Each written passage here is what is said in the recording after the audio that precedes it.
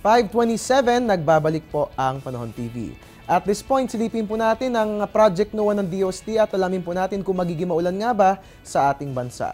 Ayon nga po sa ating chance of rains, nakikita nyo nga po itong color scale sa aking gawing kanan. Kapag pumapula, ibig sabihin po niya makararanas po tayo ng 70 to 100% chance of rain. Silipin po natin ang mapa ng ating bansa.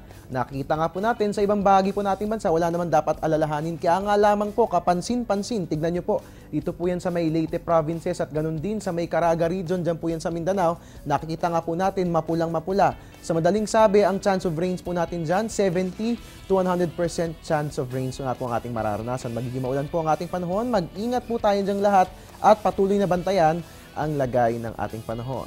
Pwede natin bantayan ang lagay ng ating panahon sa pamamagitan ng pagbisita sa ating website. It's www.panahon.tv. At mga kababayan, sa ating pagbabalik, sisilipin po natin ang ating mga naitala na maximum and minimum temperature. Dito lamang po yan sa Panahon TV.